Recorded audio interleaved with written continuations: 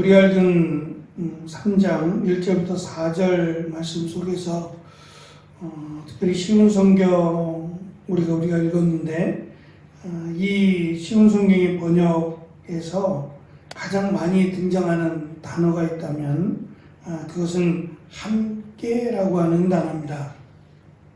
이 함께라는 단어는 보통 전치사로 많이 쓰여지는 단어입니다만 이 함께라고 하는 단어가 사실은 이 땅에 혼자가 아니라 내가 누군가와 함께 살아가고 있다라고 하는 강력한 위로가 되기도 하지만 무엇보다 이 구원과 관련돼서 지금 세상 가운데 또 믿음 생활하는 기독교인들 가운데 가장 어쩌면 불안하게 만드는 것이 과연 내가 구원받을 만한 자격이 있느냐라고 하는 이 질문이 되리라고 생각합니다. 저희가 내년부터 시작하는 정말 구원받으셨습니까? 라고 하는 책의 시작 부분인 제가 앞에 프린트해 놓은 그 책의 내용도 우리를 불안하게 만드는 사실은 뭐 다 그렇다는 건 아닙니다만 적지 않은 이 구원에 관해서 우리의 행위 구원에 관련된 이름만 대면 알 수 있는 그런 대단한 교수님들이 여기에 이 문제가 생겨서 정말 이해가 안 되는 예를 들면 제가 학교 다닐 때 신대원 다닐 때 가장 많이 그 이름이 들려졌던 교수님들, 한국 교수님들 중에 대표적인 분이 김세윤 박사님일 겁니다. 이분은 이제 뭐 총신에서도 강의를 했고 또 뭐 여러 학교에서 강의를 많이 하셨고 책도 많이 쓰셨고요. 그래서 김세윤 박사님의 강의라든지 또는 뭐 그분이 그 강의했던 여러 가지 녹음 파일이라든지 이런 것들이 이 공부하는 학생들에게는 굉장히 많은 도움이 되는 그런 자료들이었어요. 그래서 그런 자료들을 갖고 있는 친구들은 뭐 스스럼없이 자랑을 해왔고 마치 학교 교수님들, 학교에서 강의하시는 교수님들보다 더 중요한 강의 자료인 것처럼 그렇게 여겨지기도 했습니다.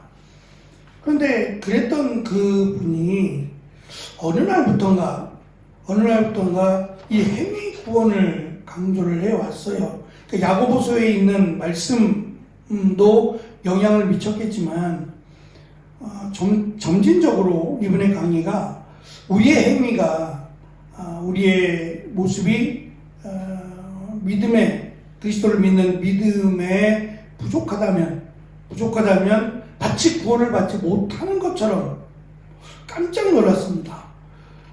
근데 이분만이 아니라 지금 백석에서 강의하시는 최갑종 교수님이라고 이분도 굉장히 연세가 많으신데 이분 또한 많은 영향력을 미치는 교수님 중에 한 분입니다. 바울 서신을 강조해 왔고요, 가르쳤고요.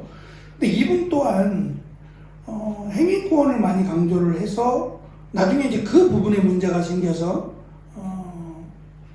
그 자신이 강조했던 행위 구원에 대해서 논평을 제시할 정도로 문제가 제기되기도 했습니다. 그 정말 구원 받으셨습니까? 라고 하는 그 양영주 목사님이 책을 쓰면서 자신의 교인들의 모습 또한 누군가로부터 영향을 받아서 그 부분에 굉장히 불안해하고 있는 부분을 책을 쓰면서 서두에 가장 맨 먼저 이 부분을 언급을 하게 됩니다. 과연 행위로 구원을 받는다고 하면 누가 구원을 받을 수 있냐라는 거죠. 그렇습니다. 우리가 예수 그리스도를 믿지만 그 믿음에 합당한 삶을 살아내기 위해서 노력하는 거지, 그 믿음에 합당하지 못하면 구원을 받지 못한다라고 한다면 정말 구원받을 사람이 있을까? 그 기준을 놓고 본다면 흠없고 정결하고 거룩하게 살아가지 못하면 구원을 받지 못한다 라고 말한다면 정말 우리는 불안감에 정말 예수님이 오실 때에 내가 구원받을 수 있을까? 라고 하는 이 불안 가운데 살아야 할 것입니다. 아마 사도 바울이 골로새서를 기록한 목적, 또 골로새서를 이 골로새 교회 성도들에게 보낸 목적 또한 마찬가지일 겁니다. 굉장히 급하게 골로새서를 보내게 된 이유 또한 이 거짓 교사들이 강조하고 가르치는 내용이 그냥 다른 가르침 정도가 아니라 굉장히 위험한 가르침이라는 거예요. 예수 그리스도를 믿지만 내가 예수 그리스도를 믿는 믿음, 행위에 합당하지 못한다면 구원받지 못한다 라고 하는 것이 굉장히 위험한 가르침이기 때문에 여기에 대해서 바울은 서둘러 편지를 보내게 된 겁니다. 그래서 2장 8절부터 23절까지 이 거짓 가르침, 거짓 교사들의 이 거짓된 가르침에 대해 경고했고, 이제 3장부터는 본격적으로 예수 그리스도를 믿는다면 어떻게 살아야 되느냐, 어떻게 살기 위해서 노력해야 되느냐에 대한 적극적인 내용을 담고 있습니다. 그래서 3장은 크게 세 단계에 걸쳐서 가르침이 있는데, 첫째는 우리가 그리스도 안에서 새 사람이 된 것에 부응하는 마음을 가지라고 권면하고, 두 번째 3장 5절로 17절에서는 벗어버려야 되는 옛 생활 방식과 입어야 하는 새 생활 방식을 대조해서 설명을 합니다. 그리고 마지막 우리에게 맡겨진 내가 지금 하고 있는 그 일들, 내가 있는 위치에서 그 일들을 어떻게 믿음과 연관해서 살아야 하느냐에 대한 실제적인 부분을 설명을 합니다. 특별히 우리가 읽은 오늘 1절로 4절의 말씀은 하늘에 있는 것에 마음을 두라, 하늘에 속한 것을 생각하라고 신약성경에 번역했는데 같은 말입니다. 똑같은 말인데 지금 반복해서 다른 모양으로 두 번에 걸쳐서 지금 강조를 하고 있는 겁니다. 하늘에 있는 것이라고 하는 땅에 있는 것과는 대조를 이루는 거죠. 당시 이원론에 근거한다면 땅이 있으면 하늘이 있는데, 땅에 속한 것들은 사라질 것들, 그리고 부족하고 불완전한 것들을 의미하고, 하늘에 속한, 하늘의 영역에 속한 것들은 하나님께 속한 것일 뿐만 아니라 완전하고 거룩한 것들을 의미합니다. 또한 앞에서 설명했던 땅의 것들이란 세상의 헛된 규칙뿐만 아니라 마음속에 파고드는 악한 욕망과 죄에 해당되는 것들이 땅에 속한 겁니다. 땅에 살기 때문에 땅에 속한 것들을 생각하고 또 땅에 속한 것들을 마음에 두고 살 수밖에 없어요. 그건 현실이니까. 그러나 우리는 또한 그리스도와 함께 죽고 그리스도와 함께 산 사람들입니다. 바울이 이것을 처음부터 강조해 왔어요. 예수 그리스도를 믿음으로 우리의 죄가 그리스도와 함께 십자가에 못 박혀 죽었고, 그리스도와 함께 다시 살아남으로 그리스도의 부활과 함께 살아날 것인데, 살아났다라고 과거형을 통해서 우리에게 설명하므로 우리는 두 가지의 신분을 갖게 됐다는 겁니다. 하나는 땅의 신분이고 또 하나는 하늘의 신분입니다. 하늘에 속한 자라고 하는 표현인데, 이미 하늘로부터 우리식으로 말하면 주민등록증이 발급이 됐어요. 땅에서는 이미 갖고 있는데 하늘에서도 예수 그리스도를 믿음으로 이미 발급이 됐어요. 그러니까 다시 말하면 시민권이라고도 소개하는 이 주민등록이 발급이 됐다는 것은 이미 우리는 대한민국 사람이란 얘기예요. 근데 그 주민등록증을 발급받았음에도 불구하고 내가 대한민국 사람으로 부족해요. 말도 아직 내가 한국말을 제대로 하지 못하고 한국 문화를 제대로 알지 못해요. 물론 한국어 시험도 통과했고 한국 문화에 대해서 어느 정도 나라에서 이 정도면이라고 인정을 해왔어요. 여러 가지 조건을 따졌을 때 이 정도면이라는 조건에 만족이 되어서 대한민국 시민이 됐단 말입니다. 그럼에도 불구하고 이 대한민국 처음부터 아예 그냥 한국에서 태어나고 한국에서 자란 사람과 비교해보면 여전히 부족할 수 있죠. 그렇지만 주민등록증을 받았다는 얘기는 대한민국 사람, 대한민국 시민이라고 하는 가장 확실한 증거입니다. 그럼에도 불구하고 내가 부족하기 때문에, 내가 한국말이나 한국 문화나 여러 가지 면에서 부족하기 때문에 대한민국 시민이 아닌 것처럼 생각하고 살아간다면 이것 또한 너무도 우리가 볼 때도 안타깝죠. 당당하게 살아야 되는데 당당하지 못하게 살아간다면 이건 어리석은 삶이 되리라고 생각합니다. 바울 역시 마찬가지죠. 우리는 이미 하늘나라의 하늘에 속한 자라고 하나님이 인정하셨고 말 그대로 하늘의 시민이 되었습니다. 예수 그리스도를 믿음으로 하늘의 시민이 되었는데 내가 하늘의 시민이 될 수 있나? 난 여전히 부족한데? 그러면서 조바심을 가지고 불안 가운데 살아간다면 이것 또한 얼마나 어리석은 삶이 되겠느냐라고 하는 것을 사도 바울은 강조합니다. 우리의 이 하늘에 속한 사람이라고 하는 신분은 그리스도와 함께 죽고 그리스도와 함께 다시 살아난 과거의 믿음이 우리의 현재의 신분을 결정합니다.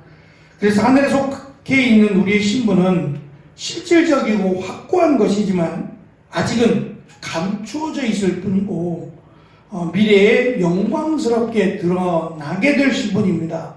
그때 가서 결정되는 게 아니라 이미 결정된, 지금은 감춰져 있지만 눈에 보이지 않지만 장차 드러나게 되면 우리의 신분이 확실하게 예수 그리스도를 믿는 순간 우리는 하늘에 속한 자라고 하는 신분을 이미 받은 겁니다. 그것을 확신하며 살아갈 것을, 그래서 땅의 것들에 매인받지 말라느냐, 그걸 무시하라는 말이 아니라 땅에 속해 있기 때문에 이 땅 가운데 살아가야 됩니다. 불완전하고 부족하지만 여전히 땅에서 살아야지 우리는 하늘에서 살 수는 없어요. 그렇다고 할지라도 우리는 장차 받게 될 하늘에 속한 자임을 기억하고 불완전한 이 땅에서 이 땅의 메인바처럼 살지 말라는 겁니다. 두 가지 중에 한 가지를 결정하려면 하늘의 것을 먼저 생각하고 하늘의 것을 마음에 두고 사는 것이 구원받은 자의 마땅한 모습임을 강조하고 있습니다. 최근에 제가 이제 기도원에 갔을 때 기도원에서 만난 같이 모였던 목사님들 중에 친구 되는 목사님이 오셨어요. 처음 저는 이제 얼굴을 뵀는데 저보다 한 5-6살 정도 더 젊으신 목사님인데 그 목사님은 나름대로 재주가 참 많으시더라고요. 김포에서 지금 목회를 하시는데 말도 참 조리 있게 잘하시고 굉장히 인상도 좋으세요. 그래서 이분은 이 언어에 대한 설교할 때 그 표현하는 것들이나 또는 언어를 사용하는 부분들이 참 배울 점이 많다라는 생각이 들었는데 이분이 이제 목사님들 식사를 하고 같이 티타임을 하면서 하는 얘기예요. 우리와 똑같은, 거의 비슷하죠. 거의 비슷한 이런 환경을 가지고 있는데 설교를 이렇게 녹화를 하다 보니까 마이크를 통해서 직접 저희 이제 카메라를 통해서 들어가는 소리는 조금 다릅니다. 이 마이크 소리만 들어가게 되니까 깨끗한데 저렇게 핸드폰이나 이런 걸 통해서 녹화를 하게 되면 소리가 퍼져서 이 퍼진 소리가 들어가게 되니까 소리가 집중이 안 됩니다. 본인도 많이 고민했다 그러면서 마이크 하나를 추천을 해줬어요. 무선 마이크인데. 그래서 저희도 구입해서 12월 달 초에 구입을 해서 잘 사용을 했습니다. 사용을 하다가 이번 성탄절에 이제 아이들 발표하는 것들을 찍다가 나중에 알았어요. 나중에 이제 영상을 보다 보니까 녹음이 안 된 거예요. 소리가 하나도 중간에서 끊어져서 녹음이 안 된 거예요. 그래서 다행히 이제 양복희 집사님이 중간중간을 많이 찍어주셔서 사진도 있고 영상도 있고 그나마 다행이지. 하여튼 이 소리가 아쉽게도 전체적인 소리가 다 녹화가 됐어야 되는데 그 중간에 그 아이폰과 연결된 그 부분에 전원이 나갔더라고요. 그래서 문의를 했어요. AS 신청도 하고 문의를 하면서 이게 왜 그랬는지 모르겠다. 우리가 충전기를 바로 뽑게 되면 이런 문제가 생길 것 같아서 보조 배터리를 연결해서 썼습니다. 그런데도 이 수신기가 나갔습니다. 그랬더니 이분이 이제 그것을 어제 받고 나서 전화 통화를 하면서 그 얘기를 해주시더라고요. 제가 요 얘기를 지금 말씀드리려고 해요. 핸드폰이 핸드폰 충전이 그러니까 요즘 나오는 핸드폰들은 고속 충전이라는 게 됩니다. 굉장히 와트수가 높죠. 그래서 그 충전기 자체도 크기도 커지고 이 충전하는 속도가 빨라지는 거예요. 예전 같으면 한 2시간 충전했다면 지금은 한 30분, 40분만 충전해도 완충이 되게끔 배터리 용량은 점점 커지는데 충전 속도가 빨라야 되는 거예요. 그게 더 우리한테는 유용하니까요. 이제 그러다 보니까 이 충전하는 속도를 빨리 하기 위해서 만들어진 방법이 C타입이라고 하는 방법이 아마 대부분 이 방법으로 충전을 하실 겁니다. 예전에 나왔던 스마트폰은 C타입이 아니라 뭐 A타입이나 아마 이렇게 좀 다를 거예요, 모양이. 요즘 나온 것들은 C타입인데 이 C타입이라는 말 자체가 고속 충전에 맞게끔 만들어진 거예요. 앞으로는 뭐 아이폰이 됐든 뭐 안드로이드 폰이 됐든 다 C타입으로 이제 만들어지고 있습니다. 더 편하죠. 잭이 다 달라가지고 불편했는데 하나로 통합된다고 하니까 너무 편해졌고 좋은데 이 C타입이 보조 배터리도 지금도 이제 C타입으로 물려서 보조 배터리 사용하고 있는데 이거는 기계니까 그나마 거의 뭐 배터리 소모량이 없이 이제 충전이 돼가면서 녹화를 하고 있습니다. 아주 잘 쓰고 있는데 이 작은 수신기는 A타입을 통해서 아무리 보조 배터리라도 A타입을 통해서 충전을 하니까 이게 충전하는 속도가 너무 빨라진 거예요. 그래가지고 아마 이게 탔을 거라고. 그래서 제가 이게 빨라도 문제구나. 내가 받아들일 수 있는 용량은 한계가 있는데 나는 한 3 정도, 5 정도, 5W 정도만 받아들여야 되는데 이게 C타입으로 아무리 보조 배터리라도 요즘은 보조 배터리 용량이 좀 크잖아요. 그러니까 아무리 보조 배터리라도 C타입으로 연결했더니 이 과전류가 흘러서 이게 타버리는구나. 그러니까 제 불찰이긴 해요. 몰랐으니까. 이 사람들이 그러니까 껴준 케이블은 A타입이었어요.